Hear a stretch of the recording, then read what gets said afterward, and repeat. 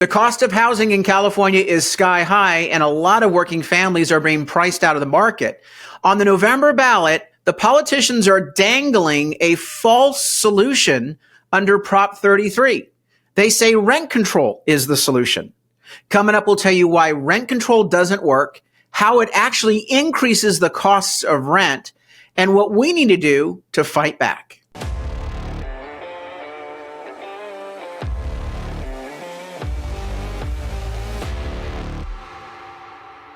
I'm Carl DeMaio, chairman of Reform California, and there is no doubt that the price of living in California is sky high.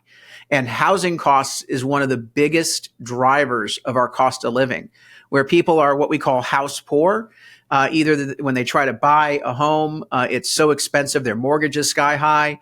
But a lot of people are not even in the position of buying a house. They're forced to rent, and rents have been going up every single year. The politicians created this crisis. In other videos, we talk about the real driver of our housing prices. The failure of government is what's really at the root cause of our high cost of housing, both apartments and homes. We have applied so many regulations on construction in this state, and we've undermined private property rights so much that people cannot afford to build in California. And a lot of this is, if you make California toxic for housing companies, developers and builders to build in the state of California because of the cost of regulation, because of the permitting requirements and how long it takes to get approvals. It's not just the land cost that's the problem. The real cost of housing out here are all the regulations. And if you make it so impossible to pencil out projects in California, then these developers and builders, they will take their investment capital and they will go to another state where it's easier to build, it's cheaper to build, and they can make a bigger profit. And so this is all a supply-demand issue. There is no free lunch. You can't wave a magic wand and say, oh, let's cap the price of the purchase of a home, or let's give people free money so that they can buy homes. These are both ideas that the far left housing socialists have offered as a solution. Or get this one, let's have government give a human right to everyone, that the government should provide housing and go completely to a socialized housing model. No, you don't want to do that. The Soviet Union tried that. It was a complete disaster. And so the root cause of our problem in California is not the cost of land. It's the impact of negligent regulations, very costly mandates, where we have made it hard for people to build. And as a result, the investment capital has gone to other states to build projects.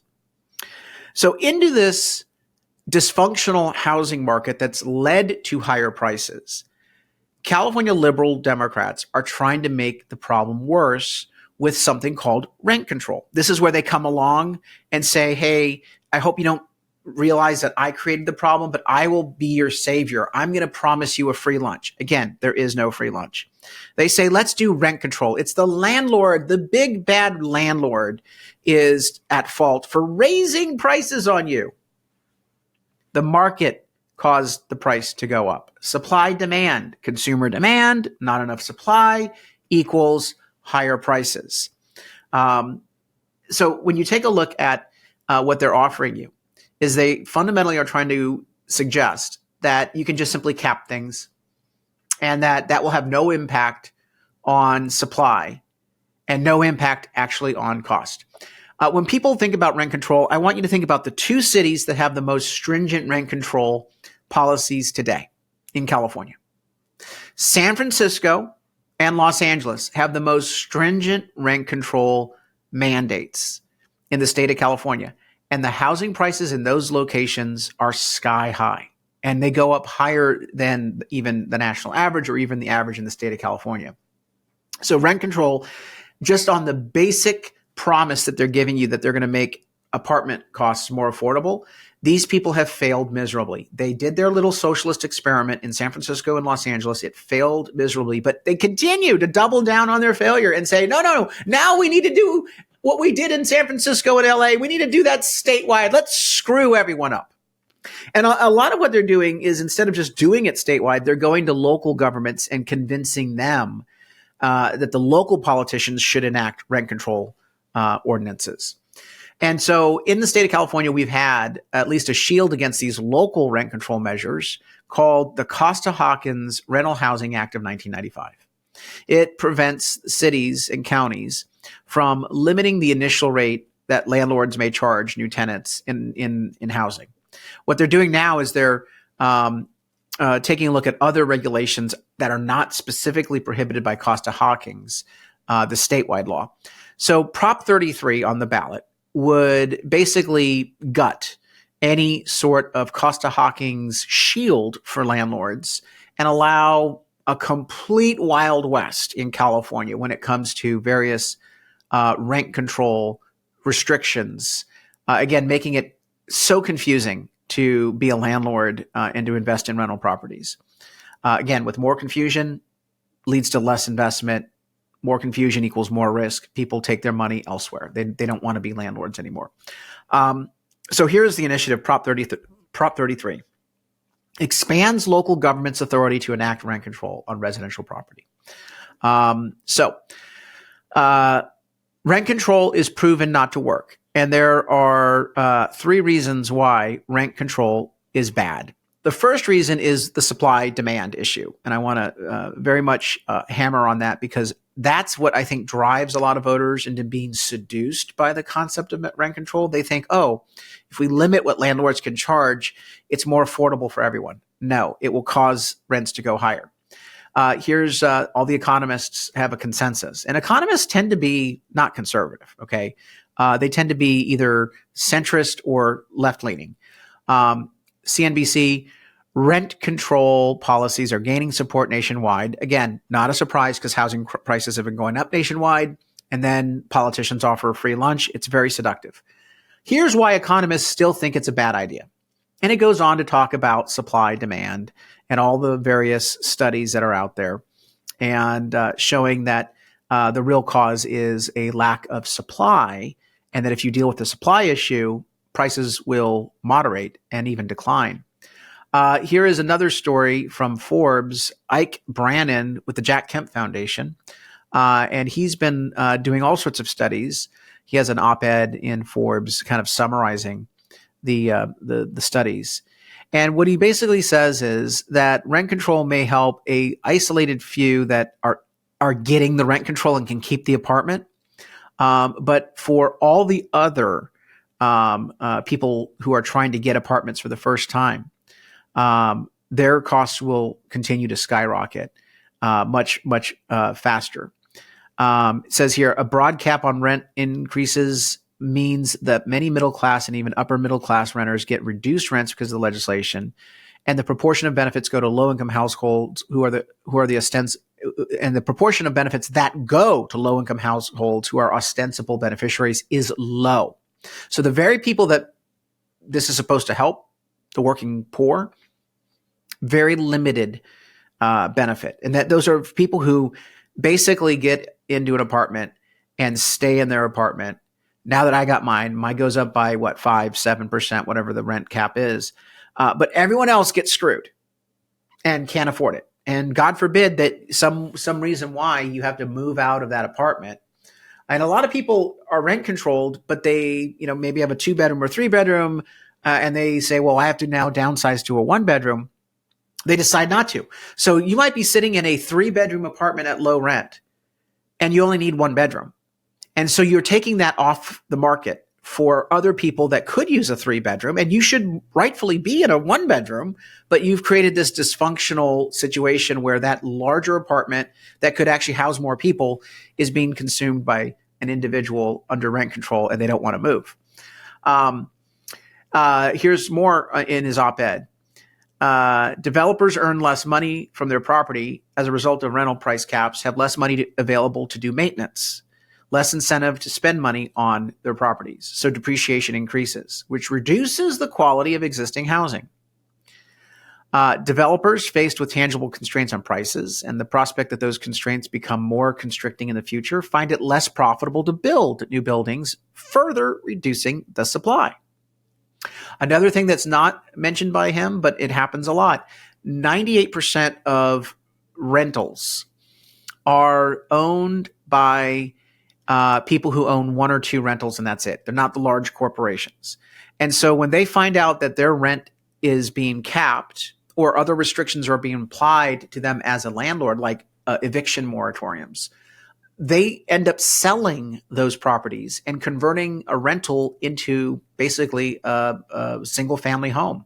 So that's even more rental capacity and supply taken off the market, causing, again, higher prices for people. He goes on and on and on to talk about the studies that they have showing that rent control actually reduces the number of units that would be built. For example, in Washington State, a 7% price cap under their study that they just did would result in 7,000 fewer units being constructed for rental in the state in the next decade. Maintenance spending would decrease by over $16 million per year. The total income loss would be $57 million per year on a 7% rent control cap. And that's according to a study he put out in partnership with Zach Hawley of Texas Christian University and Andrew Hansen of University of Illinois. Again, all the studies show, all the experience shows rent control is a disaster. The second reason why you shouldn't want rent control is that you will have rent control benefit bad tenants, and good tenants will not be treated well. So when a landlord knows that they're under rent control, they will increase rents by the maximum allowable cap every year. Even if you're a good tenant, you pay on time, you've provided no hassle to them. Maybe even the economy dips a bit. In the middle of a dipped economy, the landlord will still increase the rent by saying, sorry, I have to do this because if I skip a year, then I'm 7% lower as my baseline when the economy pops back up. And so good tenants are punished under rent control. And I've seen things like eviction moratoriums have the same negative impact, where a landlord cannot evict someone who skips their rent. So who pays for that? You know who pays for that. The good tenants pay for that. Or a landlord can't evict a tenant who's really a nuisance. Someone running a meth lab in their unit, or playing all sorts of loud music, or having all sorts of conflicts with their neighbors.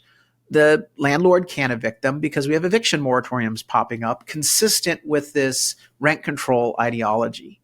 So good tenants get hurt by rent control and other restrictions on leasing and rental properties. The third reason why we need to reject this is really a constitutional right. I believe in private property rights. I believe in the market. I don't believe that government should come and say, oh, you own a piece of property, we're going to encumber and restrict what you can do with it. Sure, we have building codes and various permitting requirements. But now what you're saying is, in addition to all of that, if you own property, we're going to limit the economic value you can derive from that property in a free market. We're going to limit what you can negotiate with a willing tenant. We're going to limit that. Government's going to interfere with that private sector transaction.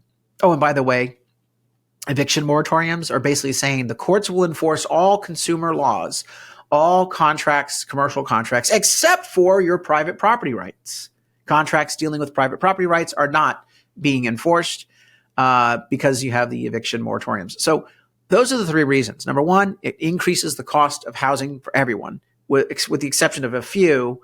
And it creates dysfunctional reasons why people will hold on to an apartment unit even if they're not needing all that space. Second, it hurts good tenants and actually increases their costs and creates a nuisance environment. And third, we are basically trampling constitutionally protected private property rights. And our nation was built in part on the protection of property rights.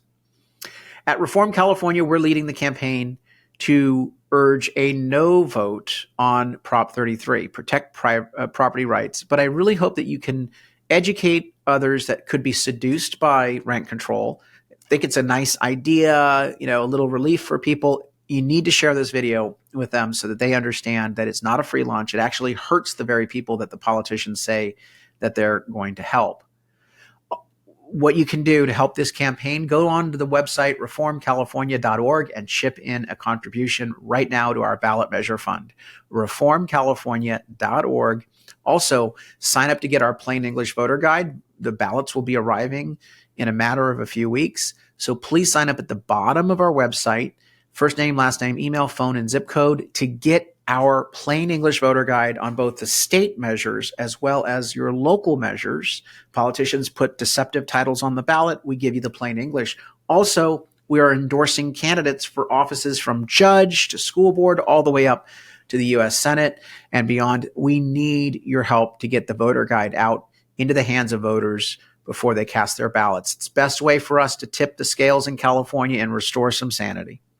So do that. Join the fight. Like this video, subscribe to this channel. Until next time, Carl DeMaio, Chairman of Reform California. Help us break through the censorship of the liberal media. Like this video, subscribe to this channel, and smash that notification button so you can stay up to date on all the developments in California news and politics. Also, please visit the website, reformcalifornia.org, for ongoing news coverage and to join one of our campaigns in the fight to take back our state. If you can, please sign up as a volunteer or chip in a contribution. This episode of Reform California with Carl DeMaio, paid for by Carl DeMaio for State Assembly 2024.